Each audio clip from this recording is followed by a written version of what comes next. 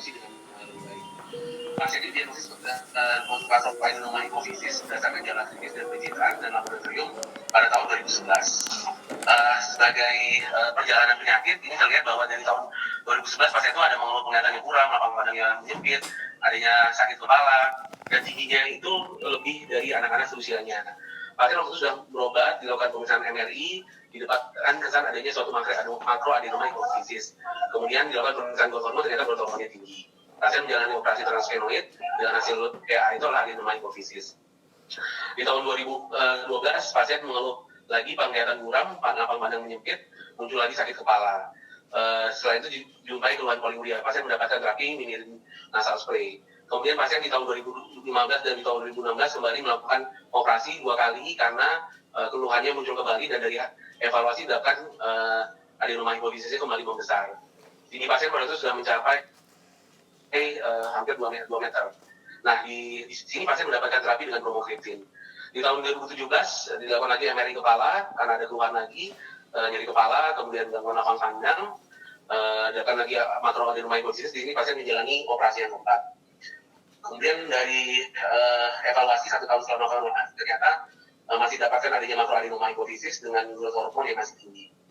Ini tampilan klinis pasien, ya. Kalau kita lihat memang kesannya memang di sini ada jari-jari yang lebih panjang, kemudian tinggi pasien yang juga memang lebih dibandingkan orang-orang seusianya. Ini juga kita lihat adanya dagu yang memanjang, rahang yang memanjang, kemudian melebar, kemudian gigi yang jarang, lidahnya agak sedikit membesar, terus kesannya juga dari tampilan jidat yang juga lebih lebar, ya. Nah, ini dari pemeriksaan laboratorium. Kalau dari beberapa hormon seperti TSH, prolaktin, LH, FSH masih dalam batas normal. Cuma di sini kita lihat bahwa memang growth hormonnya dari awal sampai akhir itu selalu tinggi. Begitu juga dengan IGF-1-nya. Untuk testosteron dan kortisol serta ACTH masih dalam batas normal. MRI kepala di tahun 2018 didapatkan adanya massa yang menyengat kontras dengan komponen perdarahan minimal di rego suprasela dengan ukuran 5 cm x 2 cm x 2 cm yang memang tidak banyak perubahan dibandingkan MRI sebelumnya. Dari laboratorium didapatkan adanya growth hormone yang tinggi lebih dari 120. Nah, pada waktu pasien dengan diagnosis dengan gigantisme karena adenoma hipofisis yang residif dengan riwayat removal tumor di tahun 2011, 2015, 2016, dan 2017. Didapatkan juga ada diabetes insipidus sentral. Nah, pasien mendapatkan terapi dengan bromokriptin 115 mg, minirin nasal spray 2 kali 10 mikrogram, obat-obatan simptomatik. Pada waktu itu pasien didiskusikan apakah terapi lain yang akan dilakukan karena sudah berapa kali menjalani operasi, kemudian juga sudah mendapatkan bromokriptin, namun tidak ada respon yang signifikan. Nah, oleh karena itu waktu itu dipertimbangkan untuk pemberian suatu dopamin, suatu somatostatin analog, ya. Tapi memang untuk mendapatkannya agak sulit karena pasien menggunakan asuransi BPJS, dan untuk mendapatkan somatostatin analog yang harganya lumayan mahal butuh beberapa prosedur. Akhirnya pasien pada akhirnya memang pasien mendapatkan sandostatin LAR diberikan 20 mg selama 3 bulan. Selama 3 bulan kemudian di sini terlihat bahwa terjadi pertumbuhan yang signifikan dari growth hormone dari 120 menjadi 66. Nah, dari kasus pemicu ini kita dapatkan bahwa dalam penanganan adenoma hipofisis memang operasi merupakan sebagian besar kasus adenoma hipofisis, terapi dengan operasi merupakan pilihan yang utama. Namun pada kasus-kasus yang residif pasca operasi dengan kadar hormon yang memang sulit untuk ditekan menjadi normal, penggunaan obat-obatan atau medikamen bisa menjadi pilihan. Salah satunya adalah golongan sandostatin analog, ya, dalam hal ini octreotide, terlihat bahwa bisa efektif untuk menurunkan kadar hormon. Nanti mengenai terapi medikamentos ini akan kita bahas lebih dalam lagi dalam presentasi yang berikutnya. Dan sebagai pendahuluan kita tahu bahwa adenoma hipofisis itu merupakan pembesaran dari kelenjar hipofisis yang merupakan hal yang cukup sering ditemukan pada kasus-kasus klinis. Dia merupakan 15% dari pembesaran yang ditemukan di tumor yang ditemukan di otak.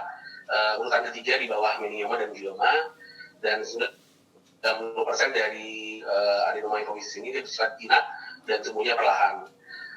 Yang ganas itu lebih kurang dari 1%.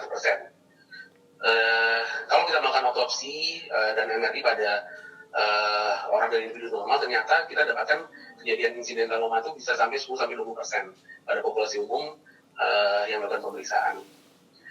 Nah, ini dari slide yang berikut ini kita bisa lihat di sini bahwa secara anatomi adenoma hipofisis terletak di dalam sel tursika yang banyak struktur baik pembuluh darah maupun saraf di sekitarnya. Ya, sehingga apabila terjadi pembesaran akan terjadi gangguan pada struktur di sekitarnya, misalnya penekanan pada chiasmaticum, kemudian penekanan juga pada sinus cavernosus, bisa pada saraf-saraf kranial, bisa kita lihat dari gambar yang di atas ini. Ya, kemudian juga di sini akan terlihat juga bagaimana dari suatu hipofisis yang normal terjadi perubahan akibat adanya gangguan pada siklus sel, adanya mutasi, germline, gangguan pada germline, sehingga mulai terjadi adanya adenoma, mulai dari mikroadenoma, kemudian lebih lanjut lagi terjadi perubahan secara epigenetik, gangguan pada hambatan proliferasi, sehingga terjadi makroadenoma, kemudian karena proses penuaan, kemudian perubahan-perubahan yang memang tidak bisa kita ketahui secara pasti, dia bisa menjadi agresif, suatu adenoma yang agresif. Di sini juga kita lihat gambaran dari MRI-nya, bagaimana gambaran MRI dari hipofisis yang normal di sini, kemudian mulai terlihat adanya adenoma hipofisis, kemudian dia mikroadenoma hipofisis, dia menjadi makroadenoma, membesar, hingga akhirnya dia menjadi agresif adenoma, atau bisa dibilang juga giant adenoma, yang ukurannya biasanya di atas 4 cm. Nah, hipofisis ini terdiri dari berbagai macam sel, ya, yang gangguan pada masing-masing sel ini akan menyebabkan manifestasi klinis yang berbeda-beda. Kalau kita lihat, yang pertama adalah somatotropin. Kalau misalnya terjadi gangguan pada sel penghasil somatotropin, bisa terjadi peningkatan produksi dari growth hormone. Dan kejadian ini ditemukan pada 8-15% dari kasus adenoma hipofisis. Kemudian ada latnotropin, ini kasus yang paling sering kita temui, 30-60% kasus adenoma hipofisis, di mana dia mensekresi prolaktin. Kemudian ada kortikotropin, ini kasusnya sangat jarang, di mana akan terjadi peningkatan produksi kortisol nanti dalam darah. Kemudian tirotropin lebih jarang lagi, dan juga sel-sel yang menghasilkan gonadotropin itu lebih jarang lagi, sekitar kurang dari 1%. Nah, bagaimana nanti manifestasi klinisnya bisa dilihat di sini. Ada yang growth hormone, ada akromegali atau polidantisme. Kemudian yang prolaktin bisa jadi hipogonadisme, infertilitas, galaktorea. Pada kortikotropin bisa jadi Cushing syndrome. Kemudian pada yang tirotropin bisa jadi hipertiroid. Dan ini adalah hormon-hormon yang target hormon yang dihasilkan oleh adenoma tadi. Ada IGF-1, prolaktin, kortisol, dan tiroksin.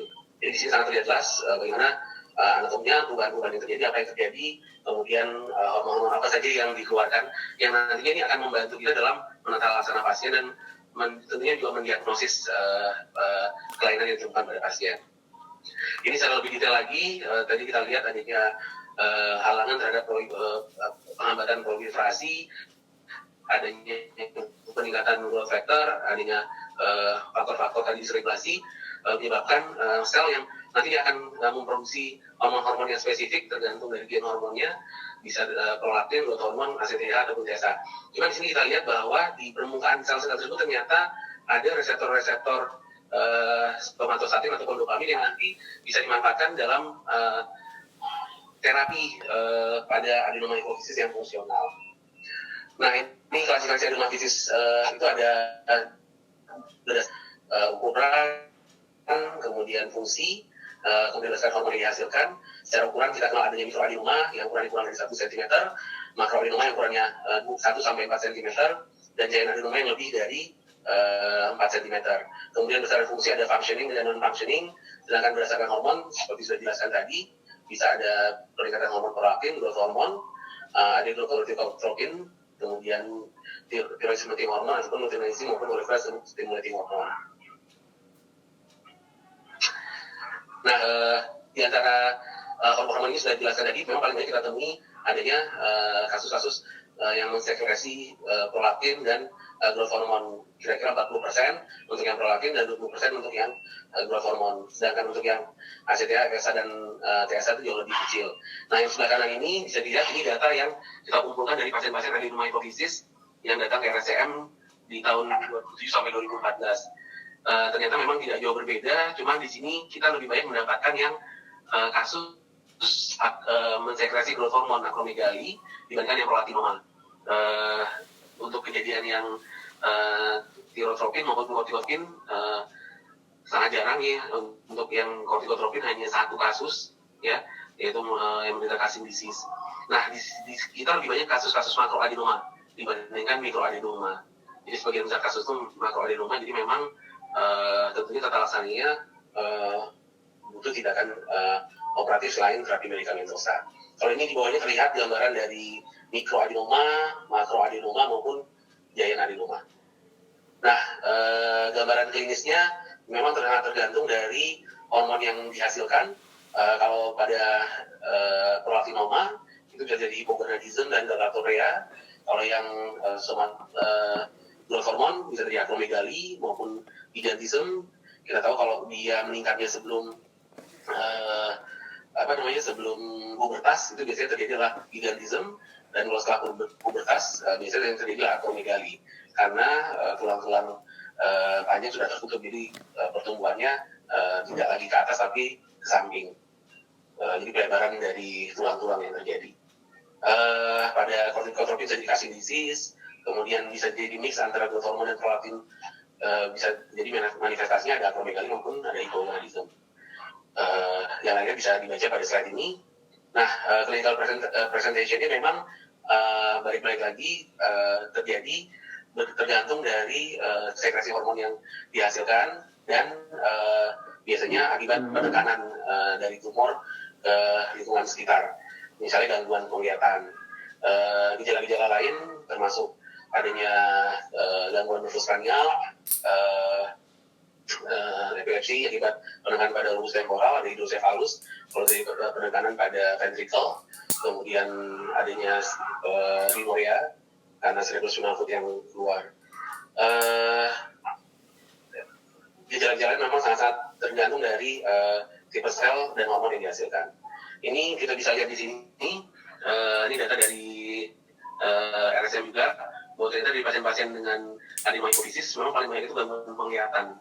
Makanya paling banyak yang pertama kali mendiagnosis adalah dokter mata. Kemudian sakit kepala, diikuti dengan perubahan pada wajah dan ekstremitas, baru gangguan hormon reproduksi. Penurunan sadaran sangat jarang ditemukan, sedangkan yang lain itu sangat jarang ditemukan. Gangguan hormon reproduksi biasanya ada disfungsi ereksi pada laki-laki, amenorrhea pada wanita, ataupun oligomenoria atau infertilitas. Nah, bagaimana kita mendiagnosis adenoma hipofisis? Tentunya dari anamnesis dan penilaian fisik dari gejala-gejala yang ditemukan, kemudian dilakukan pemeriksaan darah dan urin. Di sini bisa menentukan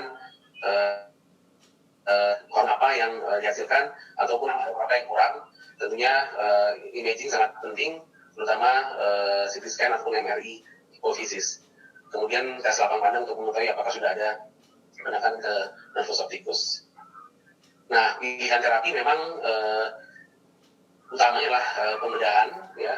Namun ada beberapa yang memang seperti prolaktinoma itu yang terapi utamanya dengan medikamentosa, terapi radiasi, terapi dengan medikamentosa, ataupun kombinasi dari semua terapi ini. Pilihan terapi ini benar-benar sangat individualisasi, karena sangat tergantung dari jenis tumornya, kemudian hormon yang dihasilkan, kemudian ekstensi dari tumor, jadi berbeda dari satu individu ke individu yang lain. Nah, bagaimana kita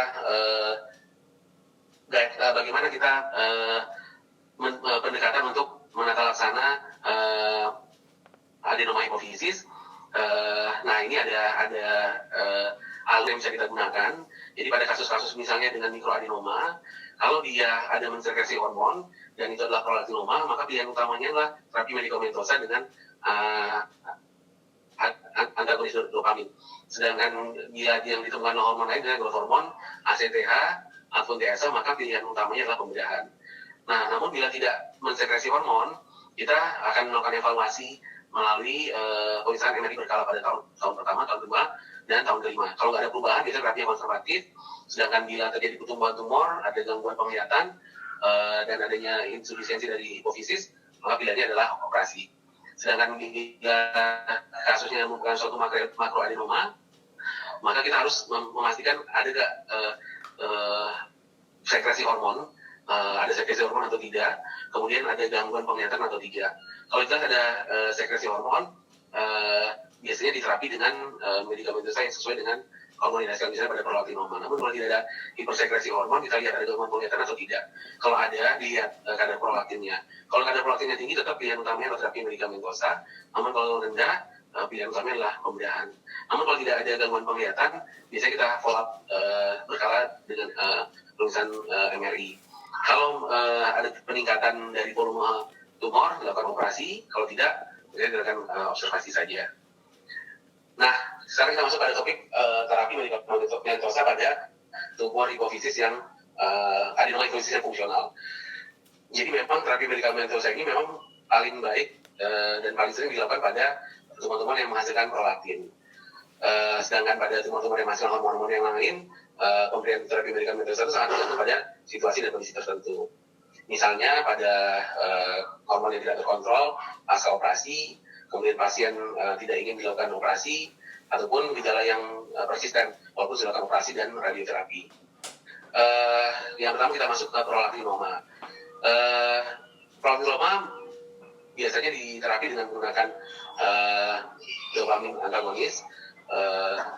Kalaupun dilakukan operasi biasanya secara transvenoid, baik sendiri maupun kombinasi dengan radioterapi. Tapi ini hanya dilakukan pada pasien-pasien yang memang nggak respon terhadap pemberian dopamin antagonis. Nah, indikasi dari pemberian terapi pada prolaktinoma ini yang pertama yang jelas untuk menurunkan ukuran tumor, kemudian menjaga agar ada prolaktin dalam batas yang normal. Pada pasien-pasien yang dengan hiperprolaktinemia saja yang asimptomatik, biasanya indikasinya untuk pemberian terapi masih belum tegas. Nah, namun pada pasien-pasien yang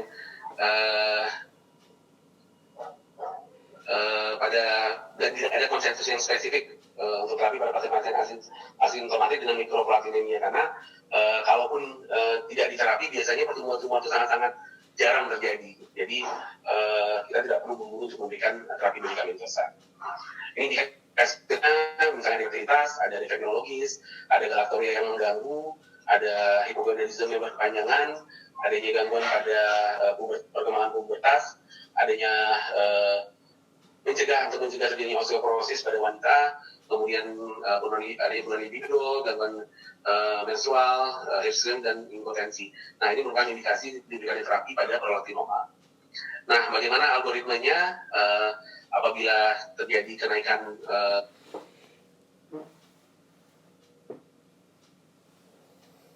evaluasi dulu penyebab sekunder. Kalau di atas penyebab sekundernya, misalnya konsumsi obat-obatan tertentu. Nah, dengan menstop obat itu, kadar prolaktinnya bisa kembali normal. Kemudian kalau pada kemudian kita lihat biasanya kalau baru sekali pemeriksaan, kita perlu lakukan pemeriksaan ulang untuk benar-benar memastikan adanya peningkatan kadar prolaktin. Kalau memang didapatkan kadar prolaktin yang sangat-sangat tinggi, dilakukan MRI. Kalau MRI-nya normal, di asimptomatik, biasanya dievaluasi saja kadar prolaktinnya setahun sekali. Namun kalau ada mikroadenoma yang asimptomatik juga sama, kita evaluasi saja. Kalau ada gejala yang khas, baik tidak ada kelainan pada hipofisis maupun ada mikroadenoma, biasanya dilakukan terapi. Begitu juga pada yang makroadenoma. Nah, mikroadenoma yang simptomatik maupun normal yang tidak ditemukan adanya adenoma, namun dia simptomatik, biasanya diberikan terapi dopamin agonis. Nanti dievaluasi, kalau kadar prolaktinnya sudah normal, di evaluasi kadar prolaktin itu setiap 4-6 bulan. Kalau terjadi penurunan kadar prolaktin setelah 6 bulan terapi, kalau dia asimptomatik, kita evaluasi kadar prolaktin setiap 4-6 bulan. Kalau dia masih simptomatik, kita pertimbangkan untuk operasi. Namun kalau kadar prolaktinnya itu masih tinggi, setelah 6 bulan kita tetap pertimbangkan untuk dan dia simptomatik, kita pertimbangkan untuk operasi. Sedangkan pada makroadenoma kita lihat ada efek penekanan pada stop dari hipofisis. Kalau misalnya hanya prolaktin saja yang meningkat, kita berikan terapi dengan dopamin agonis. Nanti seperti yang tadi dijelaskan, dia kadar kadar prolaktinnya menjadi normal menurun saja, atau kadar prolaktinnya itu malah tidak berubah gitu. Nanti masuk lagi ke algoritma yang berikutnya, dia asimptomatik atau simptomatik. Kalau asimptomatik biasanya dievaluasi saja di 4-6 bulan. Kalau simptomatik dia dapat operasi. Namun pada yang dapatkannya stop effect, ada kelainan, didapatkan adanya kelainan pada hormon yang lain juga, biasanya operasi menjadi pilihan. Nah, ini mekanisme kerja obat pada prolaktinoma, di mana di sini kita lihat bahwa adanya dopamin agonis, dia akan menghambat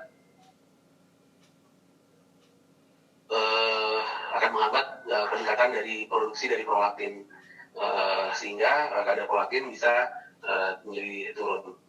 Nah, sedangkan yang lain ini justru malah meningkatkan kadar prolaktin. Nah, obat-obatan yang menjadi pilihan biasanya dari golongan dopamin agonis. Kita bisa lihatnya ada dua jenis, yaitu bromokreatin dan cabergolin. Masing-masing angka keberhasilannya untuk menekan hormon cukup tinggi, di mana di sini kita lihat kadar cabergolin bisa mencapai 90% perbaikannya. Namun ada beberapa hal yang harus diperhatikan. Seringnya itu terjadi keluhan gastrointestinal seperti mual, muntah, sakit kepala juga. Nah ini harus diperhatikan, karena akan membuat pasien itu menjadi enggan untuk mengkonsumsi obatnya untuk selanjutnya.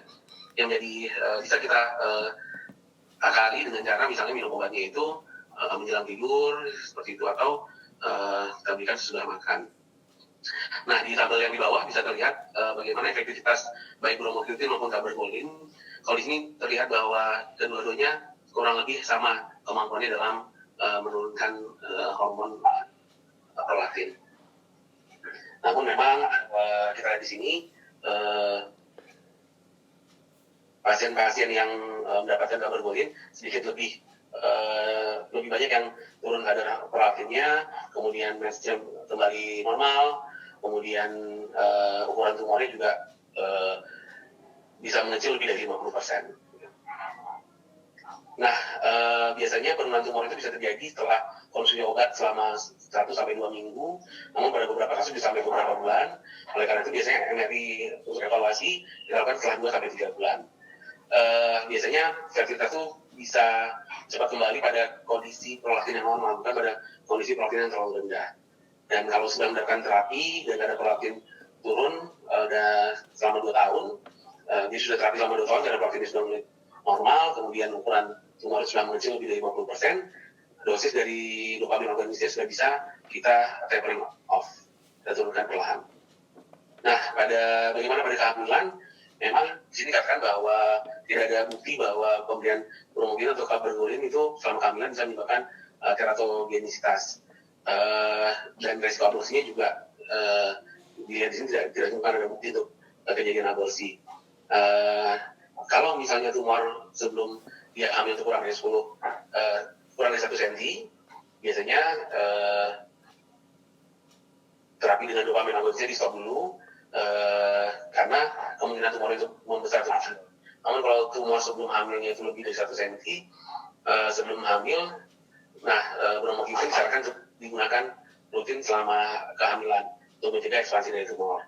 Dan evaluasi bisa dilakukan tiap 2 bulan selama kehamilan, termasuk juga evaluasi dari lapang pandang. Untuk MRI memang akan dianjurkan biasanya dilakukannya postpartum, kecuali memang ada hal-hal yang sangat mendesak untuk dilakukan MRI segera. Nah, bagaimana dengan pada adenoma hipofisis yang memproduksi growth hormone? Di sini dikatakan bahwa terapi tetap merupakan pilihan utama untuk kasus-kasus dengan untuk adenoma dengan produksi growth hormone yang meningkat, di antaranya akromegali. Karena dengan operasi itu ternyata bisa mempertahankan angka kesembuhan itu 75-95%. Apalagi kalau tumornya tidak besar. uh, dan pada tumor-tumor yang lebih dari 1 cm pun pada saat diagnosis tentunya dengan operasi terjadi penurunan sukses rate sampai 50%. Obat-obatan yang digunakan pada kasus-kasus di mana keberhasilan operasi itu rendah, di antaranya adalah somatostatin analog, dopamin agonis, ataupun growth hormone reseptor antagonis. Di sini kita lihat bagaimana kita akan memulai terapi medikamentosa pada pasien-pasien dengan sekresi growth hormone yang meningkat. Dalam hal ini contohnya adalah akromegali. Jadi kalau misalnya tumornya itu unresectable ataupun tidak ada kompresi pada nervus opticus, kita lakukan surgical debulking, kemudian lanjutkan dengan pemberian medikamentosa. Seringnya digunakan oleh golongan SSA atau serotonin, golongan serotonin selektif agonis, somatostatin analog, dengan golongan SSA somatostatin analog, ataupun pilihan lainnya dengan dopamin agonis pada kasus yang lebih ringan atau menggunakan Visomat yang golongan growth hormone reseptor GHRH tadi. Sedangkan pada kasus-kasus yang memang kemungkinan operasinya baik, operasi menjadi pilihan utama. Namun apabila pada saat operasi tidak bisa terjadi removal tumor secara keseluruhan, bisa dilakukan radiasi ataupun terapi medikamentosa. Nah, ini mekanisme kerja obat-obatan pada kasus-kasus peningkatan growth hormone pada adenoma hipofisis. Di antaranya adalah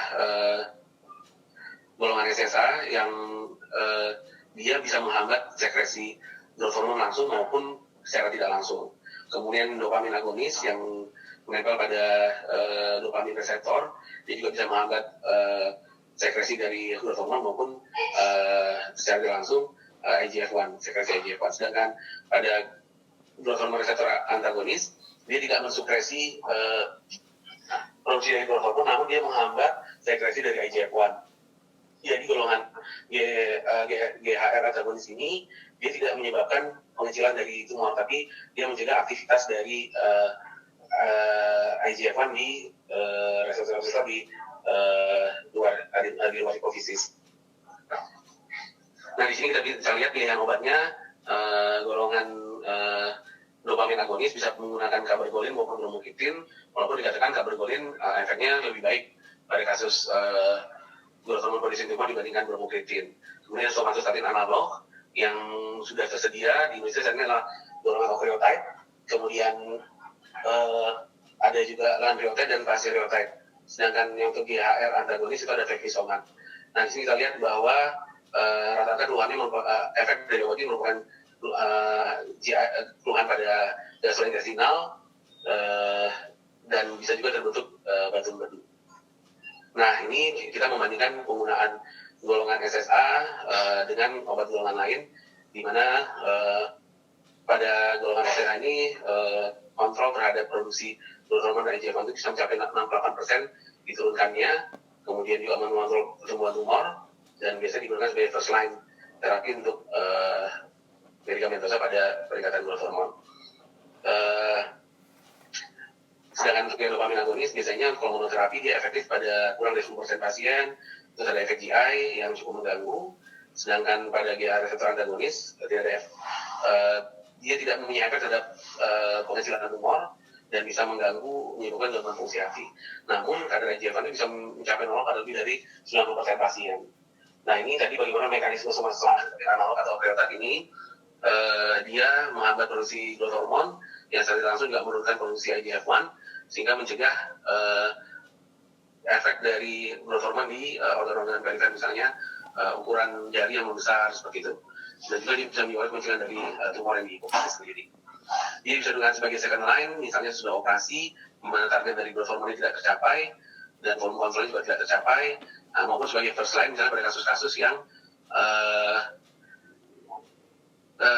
tidak dilakukan tindakan operasi, misalnya pasiennya tidak melakukan operasi, kemudian tentunya target dari growth hormone juga belum tercapai. Sedangkan Visomat di sini kita lihat bahwa dia bisa mengontrol kadar IGF-1 sampai lebih dari 90%, dan bisa memperbaiki gangguan komorbiditas pada pasien-pasien dengan akromegali. Bisa dikombinasi dengan somatostatin analog. sangat besar. Nah, di sini terlihat bahwa antara penggunaan somatostatin analog dengan pemiksomat tidak terlalu berbeda hasilnya dalam menurunkan IGF-1 setelah terapi selama 52 minggu. Sedangkan untuk dokumen agonis memang tidak begitu mahal, pemberiannya secara oral, namun efikasinya kurang kepada tumor-tumor yang memproduksi growth hormone, dan dia juga tidak terlalu banyak efek terhadap pengecilan volume tumor. Nah, ini cabergoline pada 70% kasus yang bisa menurunkan kadar growth hormone IGF-1, sedangkan pada 60% kasus hanya growth hormone saja yang dominan, sedangkan pada 30% kasus IGF-1 yang turun. Dosisnya bisa diberikan sampai 7 mg per minggu. Namun hati-hati, pada dosis yang lebih dari 7 mg ini ada risiko untuk terjadi gangguan pada katup jantung. Pemberian dopamin agonis pasca operasi biasanya kalau misalnya dengan pemberian SA itu hormonnya belum terkontrol dengan baik, kemudian pasien menolak untuk injeksi karena pemberian somatostatin analog ini harus injeksi, ataupun ada kondisi kombinasi antara peningkatan growth hormone dan prolaktin. Nah, untuk evaluasinya bisa lihat di sini, kalau dia tidak ada respon, bisa diganti dengan peklisomat. Kemudian kalau dia terkontrol dengan baik, turunkan dosis pelan-pelan. Kalau dia parsial responnya, bisa kombinasi antara somatostatin tadi dengan peklisomat, ataupun somatostatin dengan dopamin agonis. Nanti lihat lagi responnya. Tapi kalau dia terkontrol dengan baik, turunkan dosis dari somatostatin analog ini pelan-pelan. Kemudian pada tumor yang memproduksi TSA atau TSA-OMA, ini memang kejadiannya hanya kurang dari 1%, karena memang sel yang mengandung sel itu secara keseluruhan di hipofisis itu hanya lebih kurang 5%, jadi nggak banyak. Dan dia lebih cenderung untuk terjadi fibrosis, karena banyak terbentuk nanti fibroblast growth factor. Oleh karena itu, biasanya dengan terapi operasi, hormon kontrolnya kurang lebih 50%. Nah, bisa dilakukan supresi dari TSA-nya dengan obat-obatan yang bekerja melalui somatostatin reseptor. Nah, diantaranya dengan octreotide tadi, atau somatostatin LAR tadi, ataupun menggunakan dopamin agonis. Dengan pemberian obat-obatan ini ternyata juga bisa menurunkan kadar TSA itu sampai 80% pada pengobatan yang jangka panjang. Ini algoritmanya bagaimana kita mengobati pasien-pasien dengan TSA-OMA. Yang jelas kalau misalnya dia ada kondisi hipertiroid, turunkan dulu dengan kita berikan octreotide. Kalau memang diperlukan, bisa ditambahkan PTU. Kalau sudah tiroid, kita bisa pilih untuk mana yang akan dilanjutkan dengan pengobatan maupun mana yang akan dilakukan operasi. Kalau misalnya tumornya memang persisten dan membesar, operasi merupakan pilihan. Nah, ini obat-obatan yang digunakan kurang lebih sama, somatostatin analog, octreotide maupun lanreotide. Efek sampingnya salah satunya memang keluhan gastrointestinal. Namun kontrolnya hormonal bisa mencapai 90%. Kemudian ACTH producing tumor atau pada kasus Cushing disease, memang ini juga nggak banyak, kurang dari 1%. Dan di sini terapi pembedahan merupakan pilihan utama. Dengan dilakukan pembedahan, remisi bisa tercapai pada 70% kasus. Nah, kalaupun memang dibutuhkan terapi medikamentosa, ada dua jenis obat yang bisa digunakan, yang memang dia bekerja sentral maupun yang bekerja menghambat steroidogenesis di adrenal. Nah, ini ada beberapa contoh yang bekerja di sentral, antara lain somatostatin analog, peroxisome proliferator activated receptor agonis, kemudian ada dopamin agonis. Nah, tapi ketiga obat-obatan ini memang responnya tidak begitu baik, karena itu tidak begitu disarankan untuk digunakan. Nah, obat lain adalah glucocorticoid reseptor antagonis. Nah, ini memang sering digunakan, tapi bisa menyebabkan adanya ginekomastia dan penurunan libido pada laki-laki. Oleh karena itu, saat ini lebih banyak yang dipakai itu adalah steroidogenesis inhibitor. Jadi memang kerjanya itu untuk menghambat produksi dari kortisol itu di adrenal. Ini bisa kita ada ketoconazole, metilapon, nitrotan maupun aminoglutetimid. Yang mungkin lazim kita gunakan adalah golongan ketoconazole. Mungkin metilapon, nitrotan itu sulit kita temui.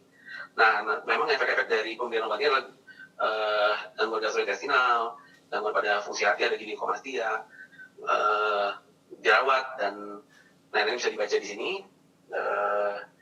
Nah, ini bagaimana kerja obat itu tadi. Kalau yang dopamin agonis atau somatostatin analog dia kerjanya di sentral, kalau yang lainnya ketoconazole, misalkan itu kerjanya di kelenjar adrenal. Nah, kalau mifepristone dia memblok aksi dari kortisol langsung di tisu jaringan perifer. Nah, ini tadi obat-obatannya, berapa dosisnya bisa dilihat di sini. Kemudian efek dari penggunaan obat ini, kalau untuk ketoconazole kita bisa berikan antara 200 sampai 1200 mg per hari. Tapi tentunya harus hati-hati karena bisa menyebabkan gangguan fungsi hati. Nah, kemudian yang terakhir itu adalah hormon-hormon yang memproduksi LH dan FSH. Hormon-hormon yang memproduksi LH dan FSH ini biasanya memang sering tata laksana itu digabung dengan adenomyosis yang non-functioning. Karena ternyata pada adenomyosis yang functioning sering ditemukan adanya produksi hormon gonadotropik, walaupun tidak banyak, bervariasi antara 15 sampai 45%. Tapi memang dia utamanya produksi LH dan FSH. Memang secara klinis hormon yang diproduksi itu tidak signifikan, dan biasanya terdeteksi hanya pada saat pemeriksaan imunohistokimia. Nah, terapi yang terbaik untuk simptomatik dari gonadotropik adenoma itu adalah operasi. Habis itu diikuti oleh radiasi. Namun kalau misalnya ada ekspansi paraselar, kemudian adanya gangguan pada sinus cavernosus, biasanya operasi saja tidak kuratif. Nah, yang bisa digunakan di sini adalah dopamin agonis. Sudah operasi bisa membantu untuk kontrol volume tumor sampai pada 70% dari pasien. Sedangkan yang lain-lainnya bisa menggunakan somatostatin analog. Nah, di sini dikatakan bahwa penggunaan octreotide itu bisa menurunkan ukuran tumor sampai 12-30%. Sedikit lebih rendah dibandingkan menggunakan dopamin agonis. Namun kalau kita kombinasi antara dopamin agonis dan somatostatin analog, ternyata baik penurunan ukuran tumor itu sampai 60%. Nah, ini bagaimana algoritma kita melakukan terapi medikamentosa pada terapi pada pasien dengan non-pasien pituitary adenoma. Kenapa ditampilkan? Karena tadi pada dasarnya yang non-functioning ini dia ada mensekresi gonadotropin walaupun dengan jumlah yang tidak banyak. Ya. Nah, saya rasa saya akhiri presentasi dari saya pada kesempatan kali ini. Untuk selanjutnya saya persilakan pada Prof. Sarwono